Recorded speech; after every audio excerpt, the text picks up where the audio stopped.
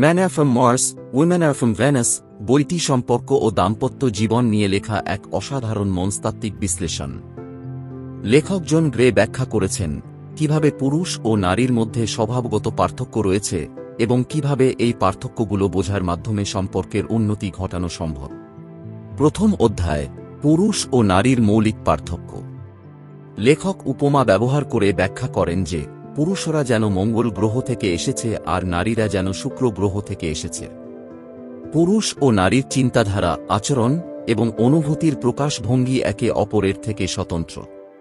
পুরুষরা সমস্যার সমাধানকারী হিসেবে কাজ করতে পছন্দ করে, যেখানে নারীরা চায় তাদের অনুভূতি শোনা হোক।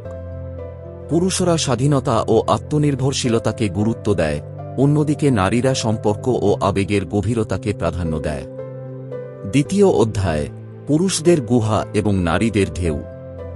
যখন পুরুষরা মানসিক চাপ বা সমস্যার সম্মুখীন হয়, তারা গুহার মধ্যে প্রবেশ করে, অর্থাৎ তারা নিজের মধ্যে সীমাবদ্ধ হয়ে যায় এবং সমাধান খোঁজার চেষ্টা করে।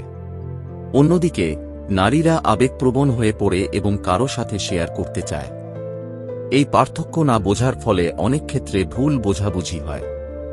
নারীদের আবেগ কখনো চূড়ান্ত উচ্চতায় থাকে, আবার কখনো নিম্নমুখী হয়, এটাকে লেখক ঢেউ বলেছেন। পুরুষদের উচিত নারীদের এই আবেগময়তার প্রতি সহানুভূতিশীল থাকা এবং ধৈর্য ধরা। তৃতীয় অধ্যায়, ভাষাগত পার্থক্য। নারী ও পুরুষের কথা বলার ধরন আলাদা। পুরুষরা কথার মাধ্যমে তথ্য আদান প্রদান করে, যেখানে নারীরা কথার মাধ্যমে আবেগ প্রকাশ করে। উদাহরণস্বরূপ, যদি কোনো নারী বলে, তুমি কখনোই আমার কথা শোনো না, পুরুষেরা ভাববে এটি একটি বাস্তব অভিযোগ। কিন্তু নারীর প্রকৃত অর্থ হল, আমি এখন খুব একাকী অনুভব করছি, তুমি আমার প্রতি মনোযোগ দিলে ভালো লাগবে। চতুর্থ অধ্যায়, প্রেমের ভাষা বোঝা। পুরুষ ও নারীরা ভালোবাসা প্রকাশ করার ধরনেও পার্থক্য থাকে।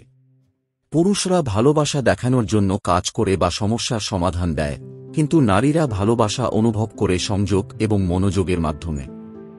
একটি কার্যকর সম্পর্কের জন্য দুজনকেই একে অপরের ভাষা বোঝা জরুরি। একজন পুরুষ যখন নারীর অনুভূতির প্রতি মনোযোগী হয়, তখন নারীও পুরুষের ভালোবাসার প্রকাশ বুঝতে শেখে। পঞ্চম অধ্যায়, প্রয়োজনের পার্থক্য।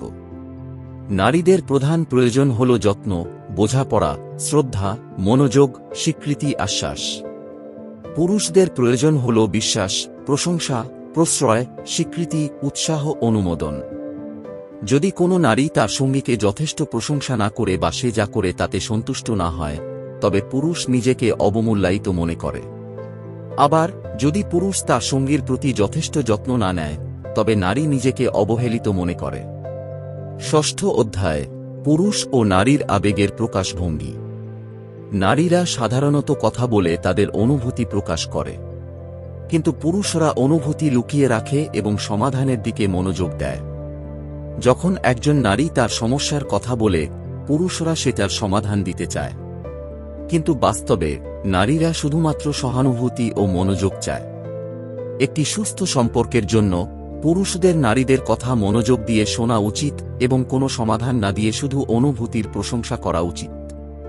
সপ্তম অধ্যায়, ভালোবাসার ব্যালেন্স বজায় রাখা।